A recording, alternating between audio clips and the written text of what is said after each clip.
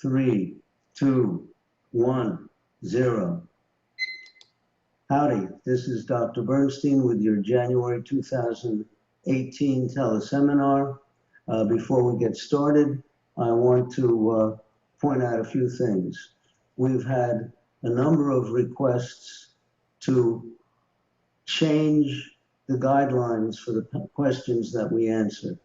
I had originally promised that I would only answer questions that are not answered in my book, Diabetes Solution. Well, I violated that rule. So many people were asking questions that were already covered that I felt sorry for them and answered too many of them. So henceforth, because people who've read the book are objecting, I will only answer questions that are not covered by the book. Next little problem, we receive many questions that are very lengthy, maybe 1 or 2 pages long, several paragraphs long. The listeners are not interested in hearing me read off lengthy questions. They're interested in the answers. So we will automatically delete those questions that are more than a few sentences long. And certainly we will delete those that ask more than one question at a time. Let's see if, yes, one other thing to remind you of that I remind every month. The answers I give are generic answers. They may not apply to the individual who asks the question because I have not examined him, I've not gotten a full medical history, and I'm just guessing at the answer to the problem, as you'll probably see with the very first question today. So please bear with me if I don't really cover your situation. I'm trying to give a situation that's applicable to as many people as possible. We have a special subject today, and that is misinformation with regard to continuous glucose monitoring. This has become widespread, and I'll give you a typical example that happened last week. A patient of mine came in and said that she had been told by a friend that there's now a patch that you can put on your skin that eliminates all finger sticks. It will give you your blood sugar reading at any time, and you need not stick your finger anymore.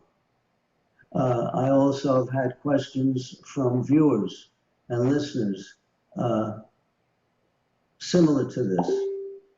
This misinformation is being purported by a manufacturer of a blood glucose meter of a continuous glucose monitor that's being distributed in Europe. News just came out a few days ago of a similar one with claims of that sort being distributed in Africa. And the FDA recently approved one in the USA with similar claims. So while the FDA is approving these things, I have no idea. There may be payoffs, I have no idea. Anyway, I want to get into a little more detail with regard to glucose monitors.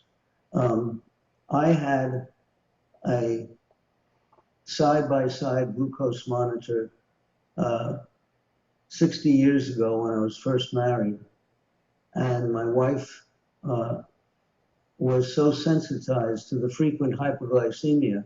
Remember, in those days, we had no way of knowing blood sugar. We were all on high-carb diets, getting huge doses of insulin, and I would have a hypoglycemia almost every night. And my wife picked up on the cold sweat that I had. My night clothes were wet with perspiration. My breathing would be erratic. So I had a glucose monitor next to me all the time. And then my wife passed away several years ago. So now I'm all alone, but I immediately applied a glucose monitor at the suggestion of my office manager in order to pick up hypoglycemia at night. And one little catch: what if the alarm does not wake me up? Well, we have a follower. The Dexcom system allows you to use a cell phone to give your blood sugars and your alarms to any other person who has a cell phone. So I have a friend with a cell phone who picks up my alarms. It's sort of an annoyance to the friend, but if I don't, the friend will phone me if she gets an alarm. This is my office manager, and if I don't answer her, she'll call 911 emergency service and tell them how to get into my house without breaking the door down. Fortunately, we haven't had that need, but I'm protected. I'm living on a knife edge if I don't have a continuous glucose monitor. So while I'm looking for a wife, I sorely need the glucose monitor, and I need this follower system. Unfortunately, the newer systems that are being approved to the FDA by the FDA don't have the follower property. People who especially need the follower are people who live alone, people who are elderly and disabled in some way, and children.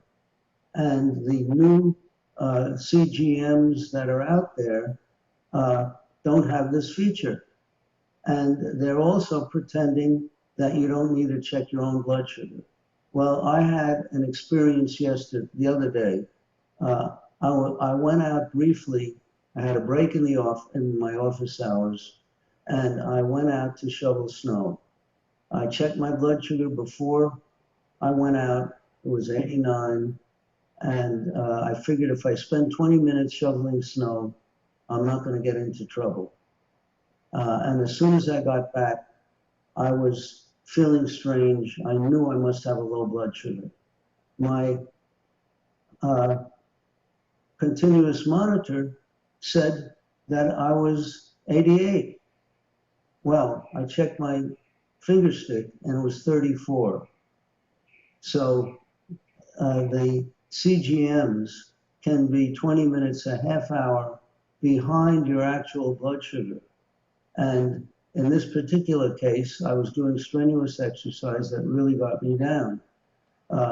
It's compounded by the fact that I get periodic gamma globulin that makes these events more serious. So you cannot get away without doing finger sticks. It's absolutely essential. Okay, now we'll go to the first question. Type 1 diabetic, no nerve damage in my feet. I eat 45 to 50 grams of carbohydrate daily. My A1C is 5.5%. Well, right away, I advise him to cut back on the carbo to 30 grams and lower his A1C a little bit. I get itchy skin. What can I do that will help this? My guess here is that like 98% of diabetics, you probably have psoriasis. It's only recently that physicians have been advised that people with psoriasis have a high incidence of diabetes, and people with diabetes have a high incidence of psoriasis. Most doctors are unaware of this. So the itchy skin is most likely psoriasis. I would advise you to join the National Psoriasis Foundation and get their monthly magazine, which has many suggestions for treatments. because the treatment varies from individual to individual. One thing that's very helpful if you get mild psoriasis is coconut oil. I keep my little jar of coconut oil on one of the heating vents in my house to keep it liquid, making it very easy to apply. Of the various lubricants, this is the most readily absorbed and does a nice job. Next question, 63-year-old type 1, trying to find the right basal rate on Tresiba and the effective use of regular insulin. I had trouble with nighttime lows between 12:30 and 2 a.m. I tried taking Tresiba at 2:30 a.m., so it would be almost all used up by midnight the next day. Any suggestions? Yes, this person is taking Tresiba only once a day. And although they claim 24-hour coverage, that was based upon testing where they gave very high doses of insulin to make them last longer, forcing people to eat all day long. That's not basal insulin. Basal insulin just covers the fasting state. And to thoroughly cover the fasting state without forcing you to eat, you need to take smaller doses twice a day. I take Tresiba at about 4 a.m. in the morning, and I also take it at bedtime. Why can't I wait until I wake up? Because of the dawn phenomenon. We explain this in the book. Fortunately, I get up to pee somewhere between 3 and 5 in the morning, so it makes it convenient to take my Tresiba then. But twice a day is a must. Is it possible to reverse LADA, L-A-D-A, that's latent autoimmune diabetes of adulthood? This condition can come on either gradually or very suddenly. The initial insulin dose requirements can be very low, or they can build up to quite high doses. According to the literature, I don't think I've seen any patients with true LADA, but the literature says that it's very important to normalize blood sugars as rapidly as possible, probably by using insulin. So people with LADA might start off with small amounts of insulin to keep their blood sugar around our target of 83. And that is most likely to prevent progression. And in the literature, it says there's even been reversal of LADA when you keep blood sugars normal with the help of insulin. Now, if you ask me for a reference, I can't provide it now because this is in my head. I read every night, I read lots of articles about diabetes. And I don't remember where I saw this, but it was in one of the scientific journals. Is there a connection between type 1 diabetes and chronic fatigue syndrome? Well, I only had one patient who was officially diagnosed with chronic fatigue syndrome, but diabetics who are poorly controlled will have chronic fatigue. For the first third of my life, I was always tired. There was a period in there when I was hypothyroid untreated, but even when I got my thyroid treated, when my blood sugars were jumping up and down, I was chronically tired. I was always exhausted. So diabetes can be associated with its own form of chronic fatigue. I told my endo I want to get my A1C down to 5 She replied, if I achieved this, she would know I was having a lot of hypos, which would put my driver's license in jeopardy. How do I handle this attitude? Well, I get these questions every month, and I'm tempted, out of my promise to the listeners, not to answer it. But I feel so sympathetic to this, and it's just so common, it's like universal, that endos don't want to see normal blood sugars. If you search the internet, you'll find several articles, I believe there are 3 out there, that point out that low A1Cs are associated with less hypoglycemia, not more hypoglycemia. And if you cannot persuade your endo, you do what so many other people have done. You find a kindly family practice physician who will listen to logic and cooperate with the prescriptions you need. As I've said, many people have done this.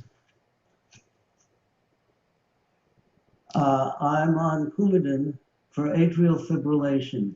Therefore, I must limit vitamin K. Do you have any advice on how to adjust to your low-carb diet? This person is worrying that if they eat a lot of vegetables, they may get vitamin K, which can oppose the action of Coumadin. Well, first of all, we're not overdoing it on vegetables. Remember, we're limiting ourselves for an adult to 30 grams of carbo per day. But one can adjust the Coumadin doses based upon your clotting functions, which are tested every few weeks for most people on Coumadin. So if you're eating a lot of vegetables, you get tested and you may have to raise your Coumadin dose. In my experience with people on Coumadin, their doses were not affected. So I don't think that it'll turn out to be a worry, but your doctor is checking the coagulation levels anyway, and if he sees that you're clotting too readily, he'll increase the Coumadin dose, and that will balance the vitamin K in your diet. I switched to Levemir from Lantus, but I continue to have spreading allergic reactions with each shot.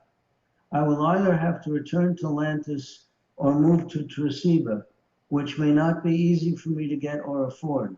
Suggestions for convincing my doctor that Tresiba is best. Am I likely to have allergic reactions to Tresiba? Well, first of all, I don't know. It's a different insulin. You may have allergic reactions to it, I just don't know. If you do not have allergic reactions to Tresiba, you can appeal to your insurance company. And most people don't realize they can do this. When you do this, they will send you an appeal form, which your doctor may have to fill out, and he should point out that you're allergic to the other insulins and that you're not allergic to Tresiba, but you have to try it first.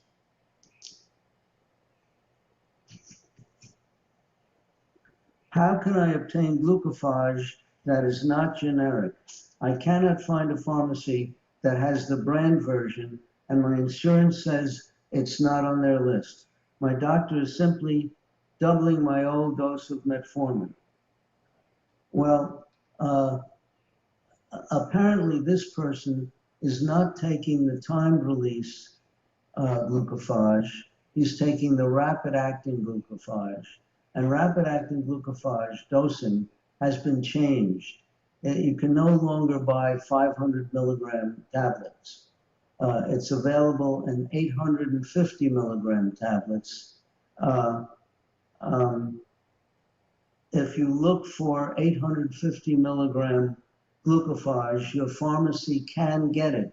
They have to order it. And you can get the equivalent of 500 milligrams by using a pill cutter and cutting the 850 in half. You'll get 425 milligrams. Now, you cannot cut the long-acting glucophage with a pill cutter because you injure the coating that makes it long-acting. So the long-acting is still available in 500 and 1,000 milligram tablets. The rapid-acting is available in 850 milligram tablets.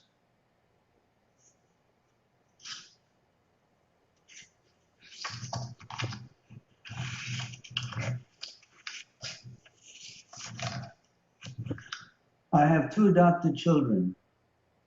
They both have hypoglycemic symptoms, crave sugar, act like they're coming down off drugs when they have carbs or sugar. If you could please direct me to get these two help. Well, first of all, at the very least, read my book, Diabetes Diet.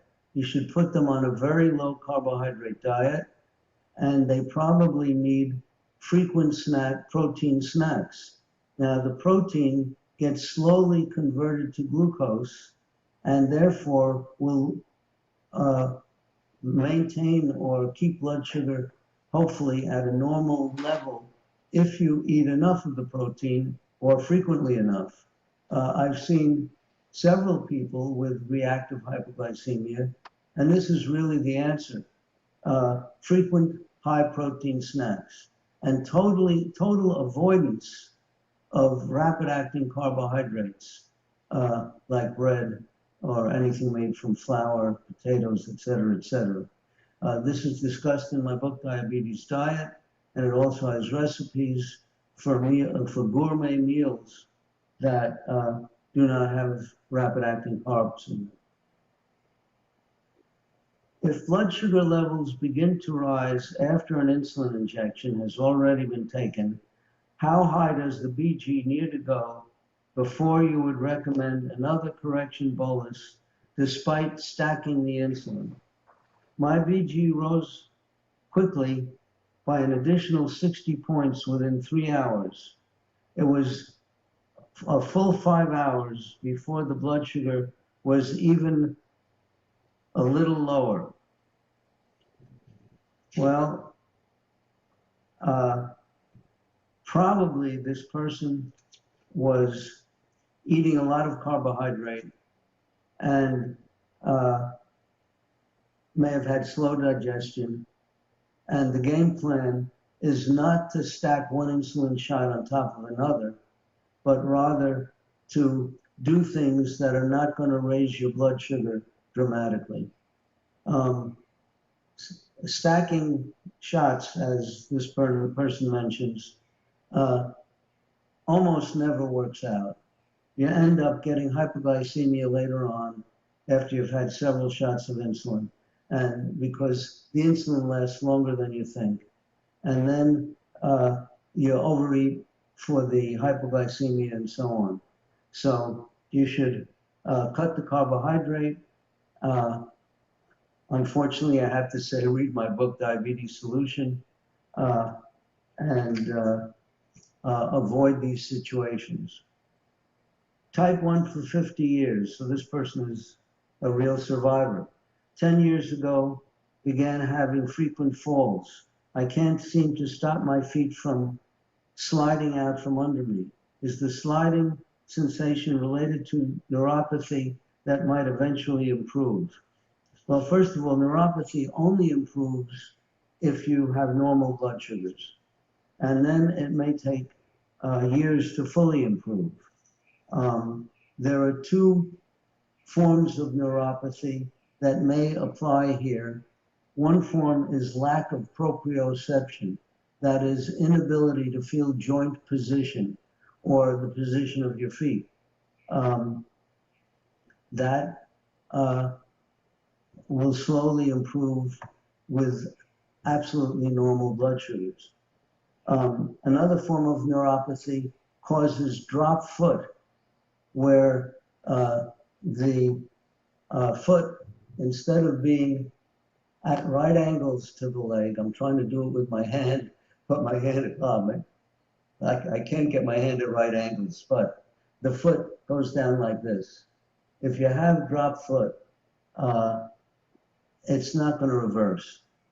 Therefore, you need some sort of a Velcro brace on your foot to stop your foot from flopping in your way and tripping you when you try to walk. That's basically it.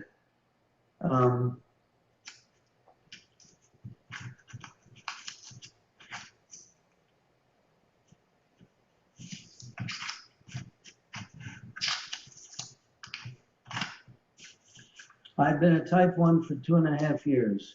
My insulin requirements change from day to day. I follow your regimen, keep my meals constant. Some days I'm eating up to my insulin to keep me from going low, and the next day the same amount of insulin is not enough to keep my blood sugars from going high. Well, although you've had type 1 diabetes for 2.5 years, it could well be that you've really had elevated blood sugars for much longer and have developed gastroparesis. I've seen people who are not diagnosed diabetic, who had symptoms of gastroparesis, like gastroesophageal reflux when they lie down at night, and I've checked them for, done an RR study on them, and found that they had severe autonomic neuropathy, and their A1Cs were slightly elevated, maybe 5.4 to 5.6. So just a slight elevation of hemoglobin A1C for 10 years appears to be able to cause gastroparesis. So number one, if you can possibly get an RR study done, do that. I wrote an article on that, I believe, in Diabetes Care in the journal Diabetes Care many years ago, and you could find it by doing a search, a Google search for it, how to do an RR interval study by Bernstein. And if you read my book, Diabetes Solution, the chapter on gastroparesis, it will give you treatments for gastroparesis. Now, one possible way of diagnosing it is to use the medications that we recommend for treating gastroparesis, like Motilium or Zofran, and see if the blood sugars become more predictable. A classic sign of gastroparesis is low blood sugar after the evening meal, but then a high blood sugar the next morning.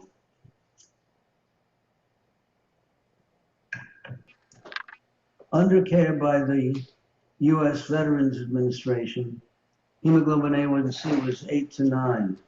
Your book has given me new hope. Last A1C was 5.8. I just have trouble with bolus regular insulin. It hangs around for up to 9 hours and sneaks up and causes problems. Well, we find that for people who are overweight, who have a lot of fat near the injection site, the regular seems to last longer. You might want to try Novolog, and if the Novolog, it's more rapid acting, and if the Novolog is not rapid enough, you could try Humalog, but the Humalog may have to be diluted because it might be too potent for you. If you're insulin resistant, you could get away with the Humalog, but if you're slim, you probably have to dilute the Humalog We describe that in the book, and you can get compounding chemists to dilute Humalog.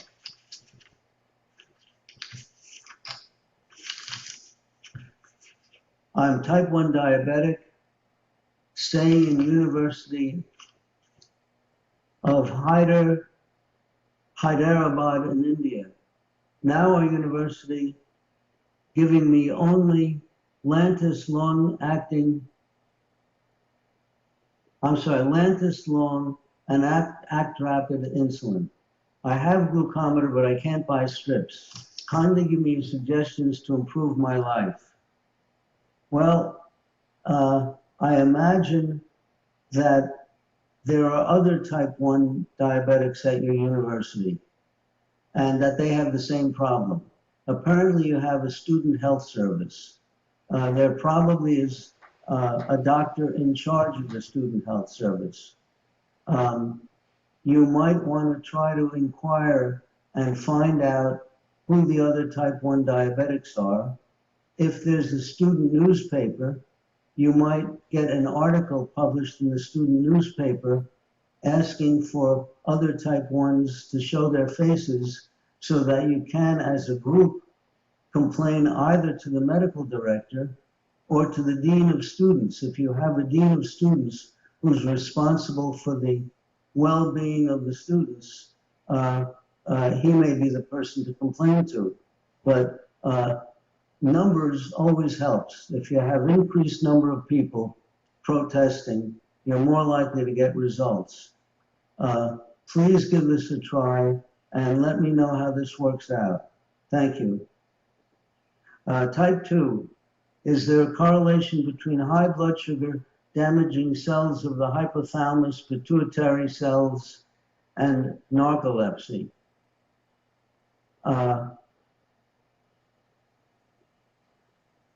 I doubt that very much, although high blood sugars can damage any organ of the body. Very high blood sugars can cause common sleepiness.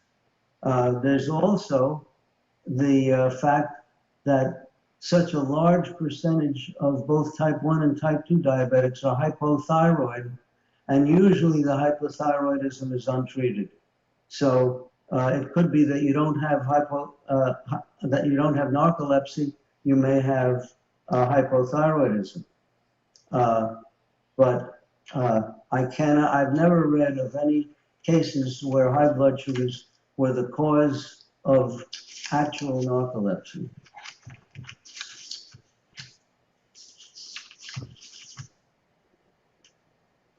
Several insulin products have been released since the last edition of your book. Could you describe the differences between Tresiba and any others you care to contrast it to, and give an opinion of its value? My reading indicates that it's a long-lasting insulin like Ultralenti once was. Well, I've spoken about Tresiba before, but I'll reiterate it. They claim that it's a 24-hour insulin, just like Ultralenti was supposed to be. But it doesn't last 24 hours in type 1 diabetics. Sometimes it doesn't last 24 hours in anybody, but for some type 2 diabetics, we can give a small dose once a day if they're going up overnight, for example, or if they tend to go up when they skip meals during the day. So it's a long-acting insulin. It's longer acting than Levemir and Lantus, but you still have to give it twice a day. Some individuals, like myself, have to give their second dose, not at bedtime, but in the early morning hours. I take mine at about 4 or 5 a.m. It cannot be diluted like Ultralenti, which is most unfortunate. So this makes it very difficult to give insulin to little children who require fractional doses of insulin. It would be very nice if one of the insulin manufacturers would come up with a long-acting dilutable insulin. Do you know any endocrinologists with your attitude to normal blood sugars for type 1, practicing in Sydney, Australia? Well, there's an organization headquartered in Sydney called Insulin for Life, and you can, the president of that organization, Ron Robb, may have had contact with some logical physicians in Australia.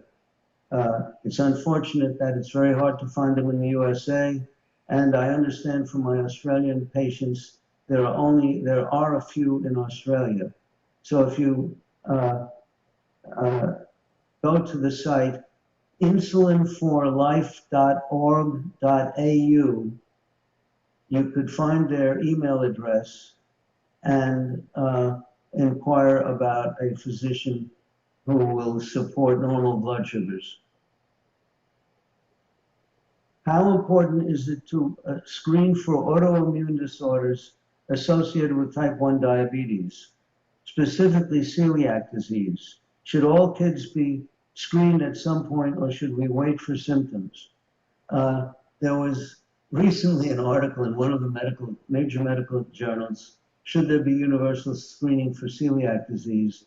And it was decided that it was so rare that universal screening was not recommended. But certainly, if a child had problems such as chronic diarrhea that are associated with celiac disease, you should screen. Also, if there's a family history of celiac disease.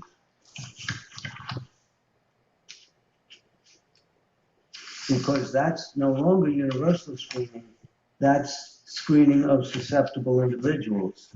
Now, if they are diabetic, should you screen for celiac disease? I have rarely seen celiac disease in diabetics.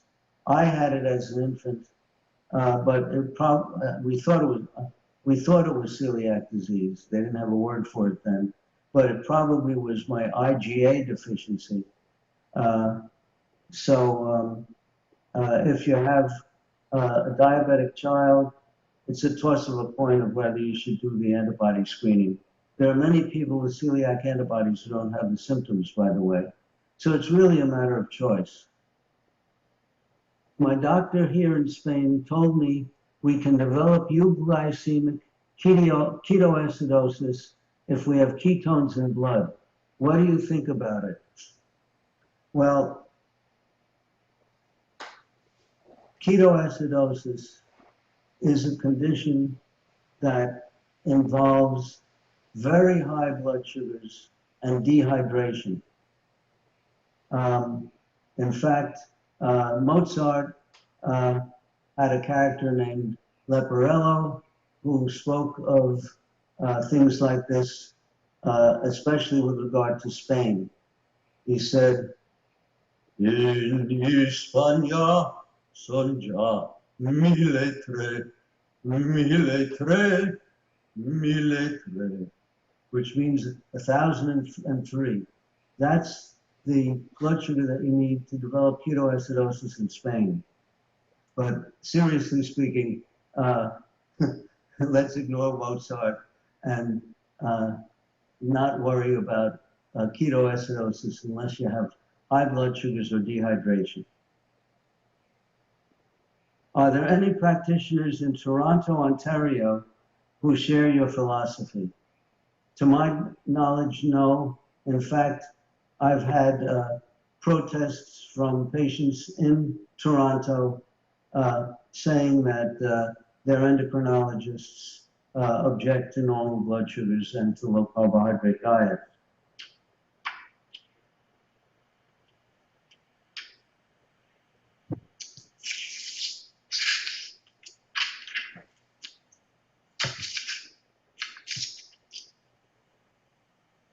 A 43-year-old male raised as a strict lacto-vegetarian due to Brahmin religion.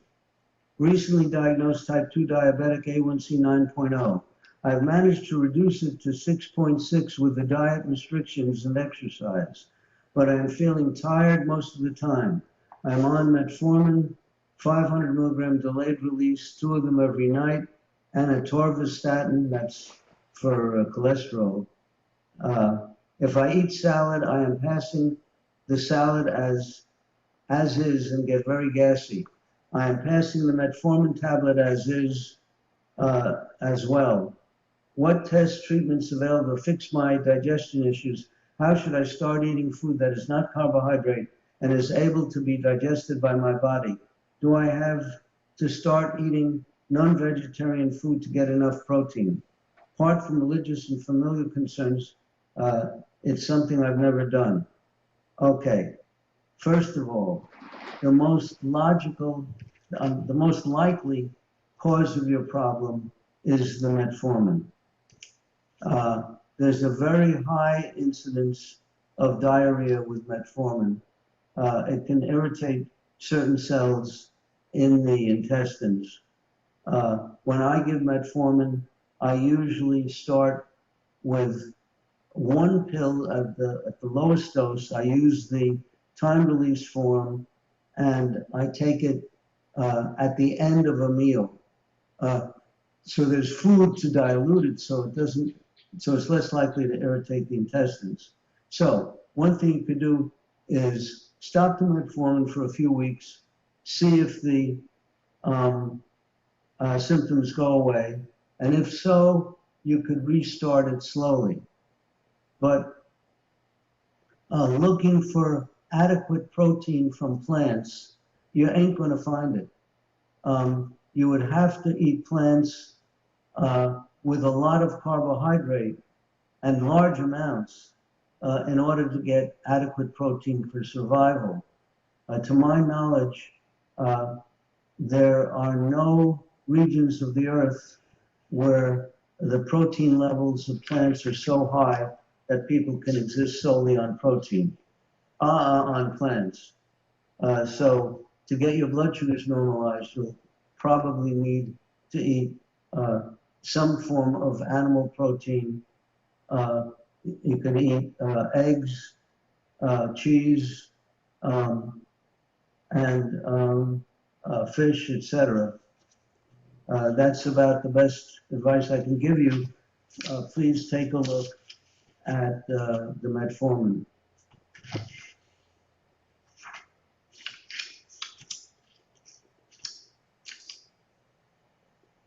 Non-diabetic, though at high risk for type 2, following a very low-carb diet.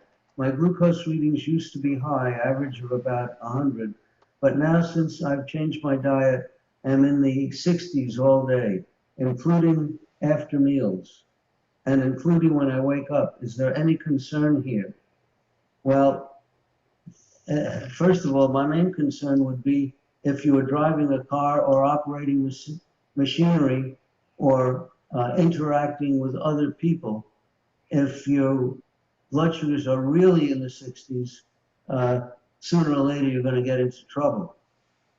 But it could well be that your meter is inaccurate. Most of the meters, blood sugar meters on the market today are grossly inaccurate. The one we recommend is accurate in the vicinity of the normal range. As it goes above 120 or so, it becomes more and more inaccurate. So you might want to try the meter that we recommend. And if you're really going low most of the time, you would probably be wise to eat small protein snacks all day long. I've been eating a low-carb diet for the most part for a year. My A1C has gone from 5.9 to 5.3. Fasting blood sugar is usually 100 plus or minus 5. Why so high? I have been losing weight, but I'm still around 60 to 70 pounds overweight. I am a 70-year-old woman. Well, I hate to disappoint you, but it looks like you have diabetes. And people with diabetes have elevated blood sugars unless they do everything that's necessary to normalize the blood sugar. So it looks like you have mild diabetes. You might need some glucophage. You might need another oral agent.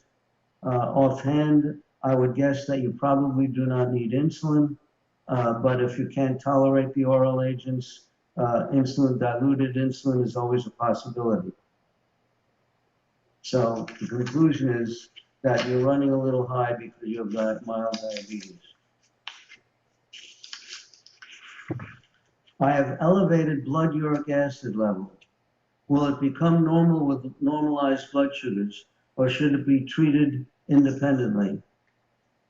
Well, there are other causes of elevated blood uric acid levels. In fact, aside from advanced kidney disease caused by poorly controlled diabetes, diabetes would not be a cause of elevated uric acid. So I would suggest that you see either a nephrologist or a joint doctor, a rheumatologist. You might have gout. The rheumatologists are certainly used to treating elevated uric acid levels. When I said you might have gout without symptoms. Why does my blood sugar rise so high after I eat protein, 3 ounces? Causes me to have to take an enormous amount of insulin in which I gain weight. How can this be avoided? Well, 3 ounces, you don't say how much it raises you, but 3 ounces of protein will raise me 90 milligrams per deciliter if I don't cover it with insulin. So it looks like you're diabetic. You may be a type 1 diabetic for all I know. Well, yeah, you're taking insulin, so you are a type 1, in all likelihood a type 1 diabetic.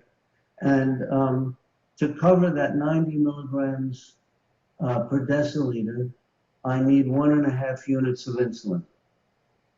Now, maybe the enormous amount for you is 1.5 units. I don't know. But protein certainly will raise blood sugar, but not nearly as much as an equal weight of carbohydrate. I've been using 2 meters. Dr. Bernstein has recommended. I find that I only recommend 1, and I suggested the Contour Next for those people whose insurance will not pay for the Freestyle Freedom or Freedom Light. I find the Contour Next consistently reads about 10 milligrams per deciliter higher than the Freestyle on the same samples. Have you made the same observation? Do you have an opinion as to which reading is more accurate? Well, I just told you, it's the Freestyle. The Contour is the next closest, and most of the others are very far away in terms of accuracy.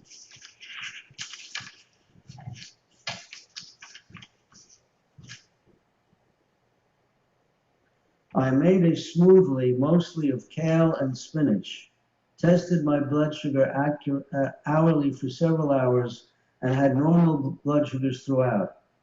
Well, I don't know what normal means. The ADA might call it 140. I recently tested it using Diasticks, and there was no change in color on the strip. Is there something inherently bad for diabetics about blending vegetables, or is my smoothie safe for me to consume?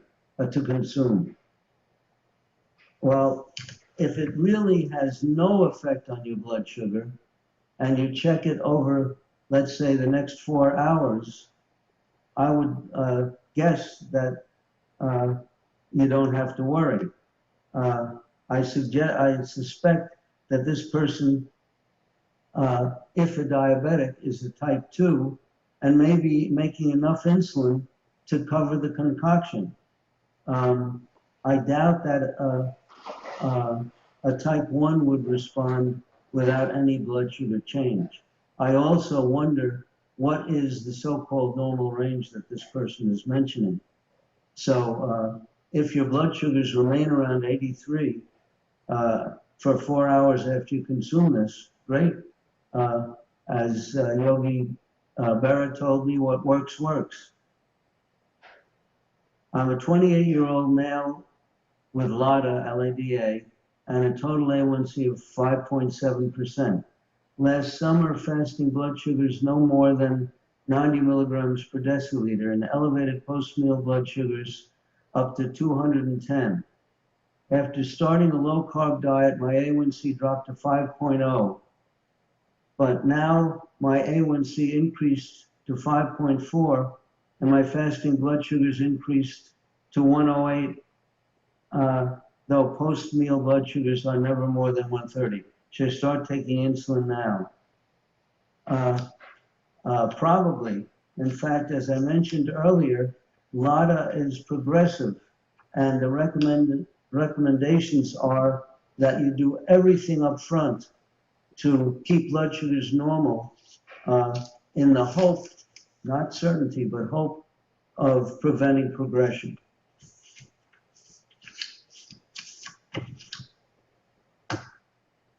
66-year-old male, 7 years, elevated blood sugar at, I guess, an A1C of 5.1 to 5.5. Have been exercising nearly 3 weeks strenuously. Wake up mid-evening with a little sweat, parched mouth. Hydration only goes so far. Adding a little salt to water seems to help. Lots of tingling in toes and feet. Should I discontinue exercise? Well, first of all, I think you should check your blood sugar with an accurate meter when you're thirsty. My guess is that you're thirsty because you're dehydrated because of high blood sugars. You don't mention whether you're urinating a lot, but people with high blood sugars tend to urinate a lot and become dehydrated, and they get thirsty. So check this all out first.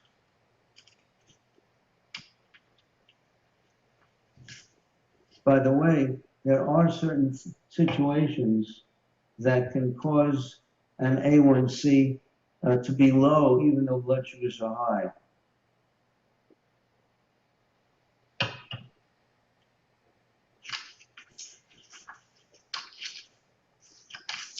Is there a way to increase C-peptide levels?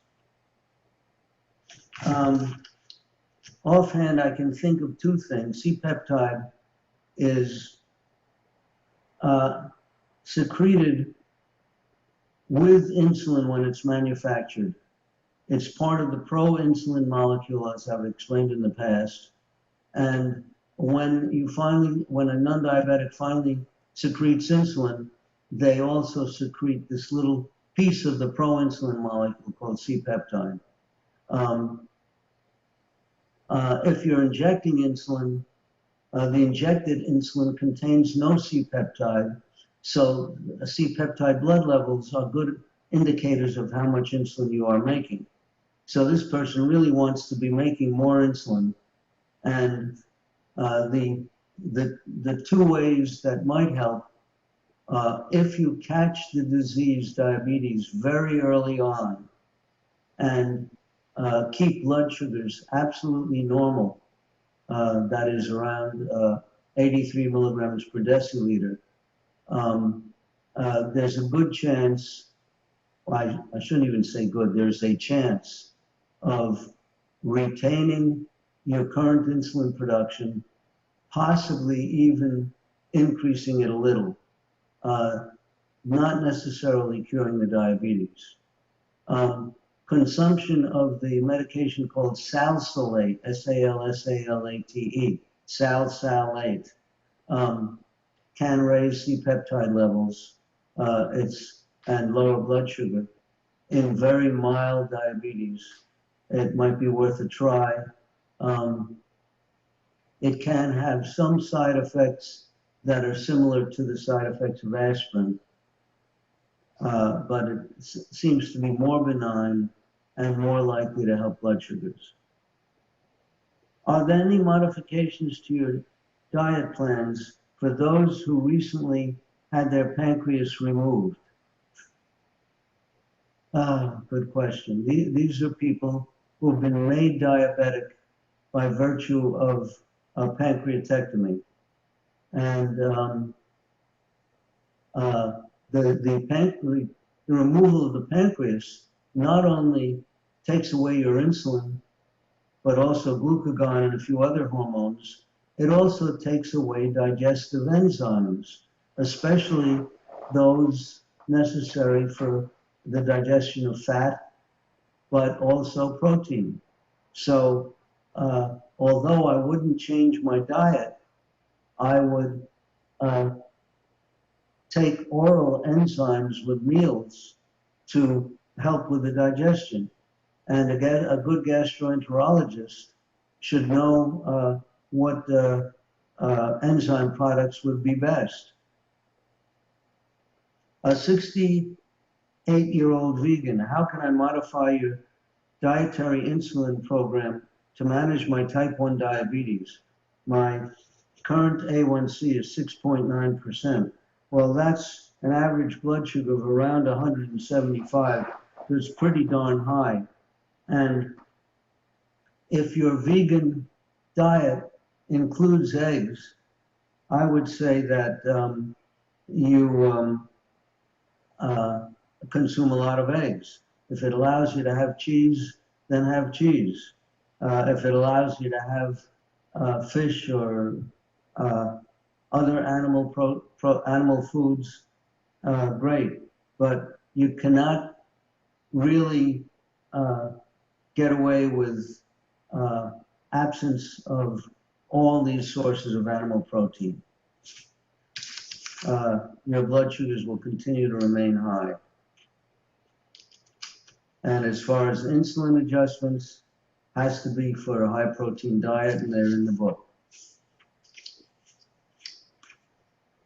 What recommendations do you have for helping to convince a teenage child to better control their blood sugar levels? Well,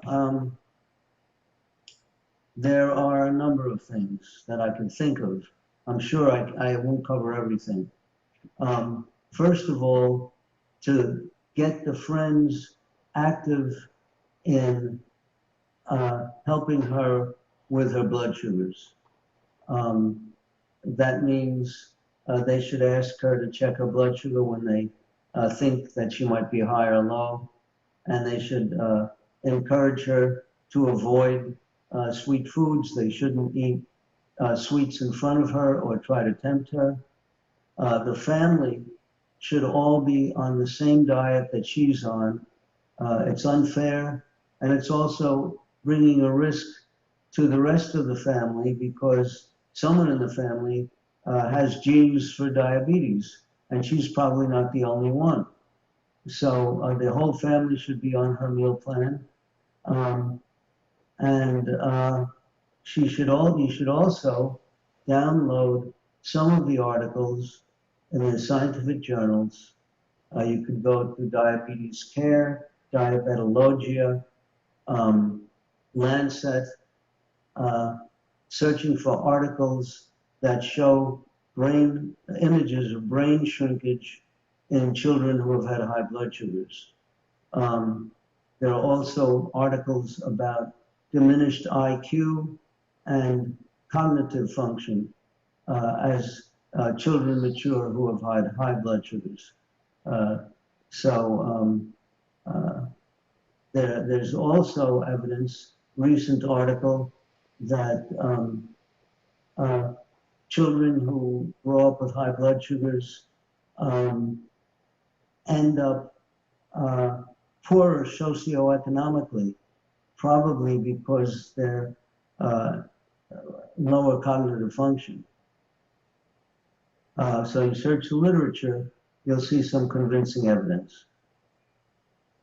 Can low carbohydrate diet be done when you have proteinuria? I am a newly diagnosed type 2 diabetic, and with your book was able to bring my blood glucose down from 500 to 75 to 90 in just a month. I'm still working on medication regulation, and I'm striving for blood glucose to be consistently between 80 and 86. Now I have proteinuria and I'm scared to change my diet. What do I do? Well, back around 1970, I had proteinuria, but probably a lot more than you. I had in excess of 1,500 milligrams per day. Every dipstick protein test I had was 4+, was maximum. I started a low carbohydrate, high protein diet, started blood sugar self-monitoring, and pre-meal insulin doses, normalized my blood sugars.